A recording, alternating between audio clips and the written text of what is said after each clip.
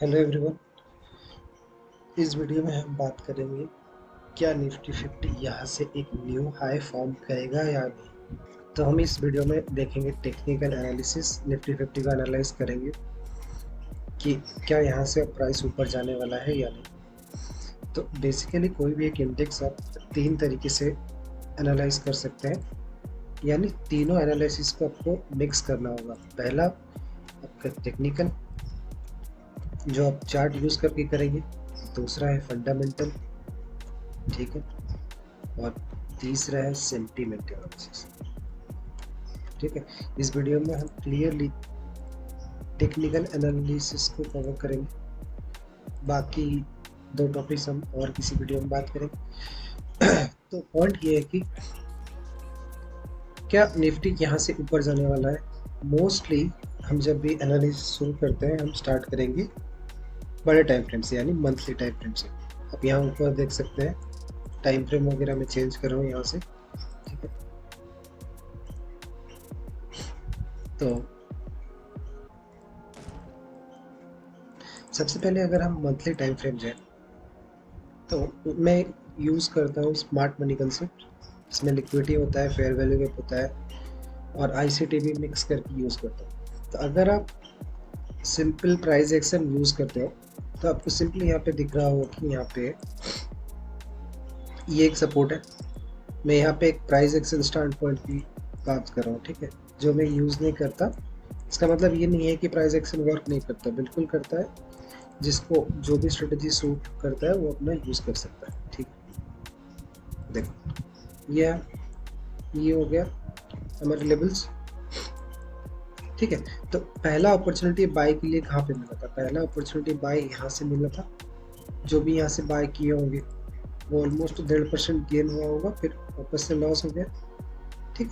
दोबारा से अगर किसी ने बाय किया होगा यहाँ से, वापस से जब प्राइस ने एक हायर हाई फॉर्म किया,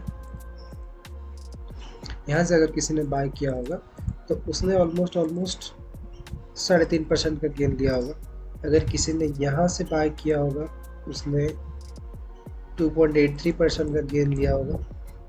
तो अब आती है एक्सट्रीम पोजीशन। ये एक्सट्रीम पोजीशन क्यों है, ठीक है। एक्सट्रीम पोजीशन क्यों है? यहाँ पे लेफ्ट साइड में देखो, एक टैप, सेकेंड टैप, दूसरी, तीसरी, चौथी। जितना स्ट्रॉन्ग, जितने बार ज़्यादा टैप हुएंगे उतना स्ट्रॉन्ग ही जोन होगा। यहाँ पे देखो बार बार यहीं से प्राइस टपा खाकर ऊपर की ओर रिएक्शन दिया है। तो जब दोबारा से प्राइस यहाँ पे टैप कर रहा है तो हम यहाँ पे एक्सपेक्ट कर सकते हैं कि प्राइस एक बुलिश मोमेंटम दे। अगर किसी ने इस जोन के आसपास बाय किया होगा तो इजीली 2.88% का गेन हो गया। मगर हम बात करेंगे एक लॉन्ग प्रोस्पेक्टर्स के लिए। लॉन्ग प्रोस्पेक्टिव का मतलब क्या है कि सपोज करो ये हायर हाई, ये हायर लो, ये हायर हाई, ये हायर लो। हम एक्सपेक्ट कर रहे हैं कि प्राइस एक न्यू लेग फॉर्म करे, यानी एक नया हायर हाई फॉर्म करे, ठीक है। समझ रहे हो ना कि इस हाई से इस हाई का एक न्यू हाई है, ठीक है। सेम हम अब भी एक्सपेक्ट कर रहे हैं कि प्राइस एक न्यू हाई फॉर्म करे, ठीक है। तो मैं पहले चार्ट डिलीट कर देता हूँ। देखो कोई सा भी इंडिकेटर यहाँ पे यूज़ नहीं करेंगे, सिंपल प्राइस एक्शन देखेंगे, ठीक। आईसीटी स्टार्ट पॉइंट से मंथली टाइम फ्रेम स्टार्ट करेंगे। मैं हमेशा मंथली से स्टार्ट करता हूँ। देखो लेफ्ट साइड में यहाँ पे हमारे पास कोई डेटा नहीं है तो हम रीसेंट डेटा से ही एनालाइज करेंगे। अगर आप देखोगे यहाँ पे एक फेयर वैल्यू गैप था, ठीक है, जो कि अनटैप है, यानी वो टैप नहीं हुआ है। मगर हम इसको ड्रॉ कर देते हैं कि इन फ्यूचर अगर प्राइस इस फेयर वैल्यू गैप को टैप करता है तो मोस्ट फ्रीक्वेंटली हम यहाँ से एक बाय मूव देख सकते हैं। और प्लस ये fair value gap, fair value gap strong क्यों है? क्योंकि इसने एक चेंज ऑफ कैरेक्टर किया है, ठीक है। तो ये एक स्ट्रॉन्ग फेयर वैल्यू गैप है।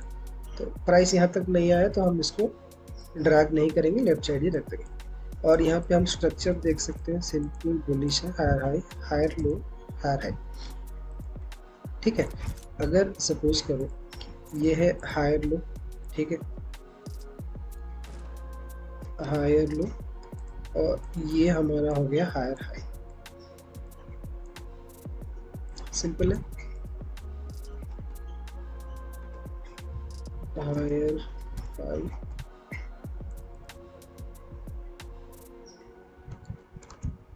Hello higher. अब हम चलते हैं वीकली टाइम फ्रेम में, ठीक है। तो सपोज करो प्राइस का दो पोजीशन रहता है बाइंग के लिए, ठीक है। पहला होता है ठीक 50% जोन के नीचे वाले पॉइंट पे। कैसे 50% जाने के, या तो आप फिप ड्रॉ कर सकते हैं या फिर कैन बॉक्स से ड्रॉ कर सकते हैं। ठीक 50% का नीचे वाला जो जोन होता है वहाँ से आप बाय कर सकते हैं, ये वाला जब पहला बाइंग आया था, ठीक है। ठीक 50% के नीचे वाला जोन पहला बाइंग होता है, और दूसरा रहता है एक्सट्रीम वाला जोन, ठीक। एक्सट्रीम वाला जोन जहाँ से आप बाइंग कर सकते हैं। तो हम इसको ऐसे तो नहीं ड्रॉ कर सकते हैं, हमको स्मॉलर टाइम फ्रेम में और थोड़ा प्रिसाइजली एंट्री करना होगा। अब चलते हैं हम डेली टाइम फ्रेम पे, ठीक है। अगर हम डेली टाइम फ्रेम पे जाए, आपको ये दिन याद है, ये था इलेक्शन का डे 4 जून, ठीक। इलेक्शन के डे में प्राइस नीचे गैप डाउन किया था, और गैप डाउन तो नहीं, मूवमेंट आया था नीचे। यहाँ पे जितने भी अर्ली बायर्स थे इनका स्टॉप लॉस यहाँ था, यहाँ था, यहाँ था, ऑलमोस्ट यहाँ तक था, उन सब का स्टॉप लॉस ग्रैब हुआ, ठीक है। उसके बाद प्राइस ऊपर की ओर जाना स्टार्ट किया।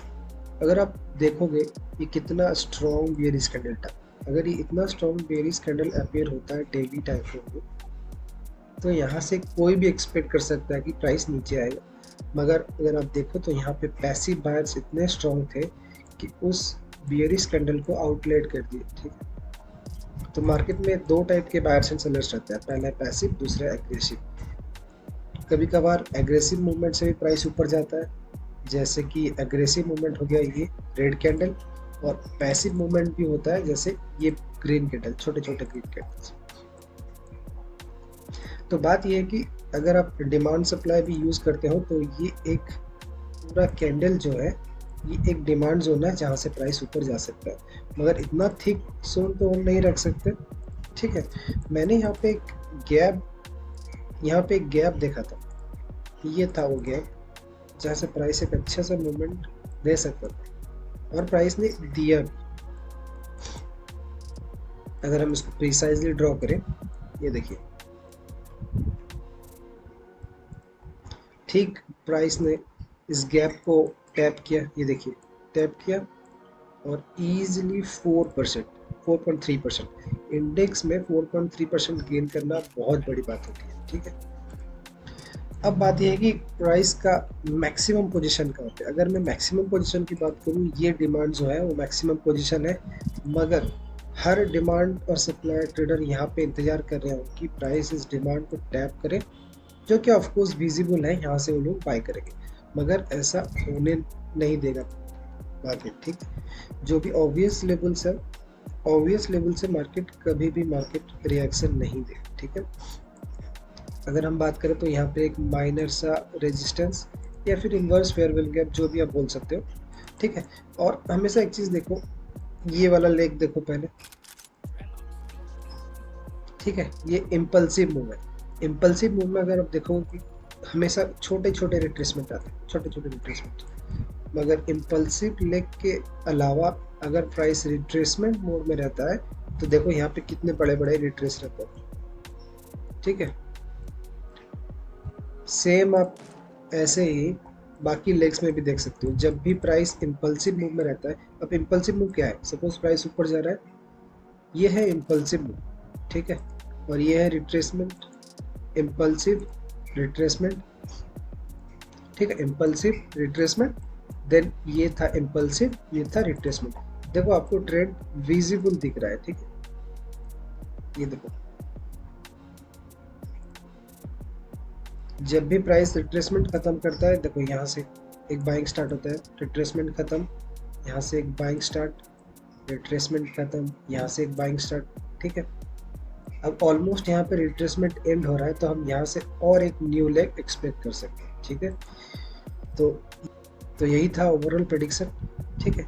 और भी हम स्पेसिफाई करते हैं कि किस जोन से प्राइस ऊपर जा सकते हैं, ठीक है।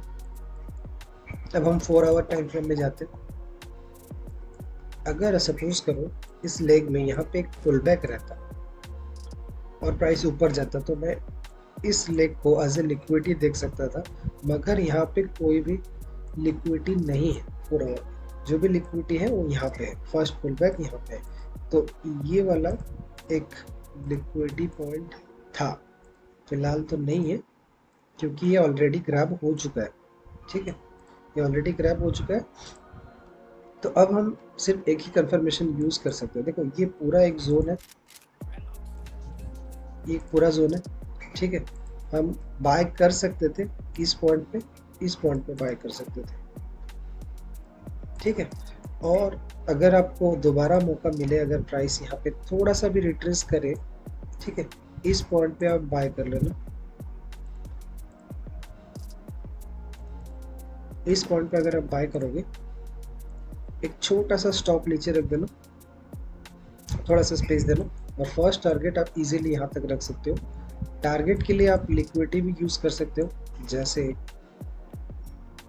सपोज करो मैं यहाँ पे फिब ड्रॉ करता हूँ, अगेन 50% पॉइंट, ये है 50% पॉइंट। उसके ऊपर वाला जोन कौन सा है? ये वाला है।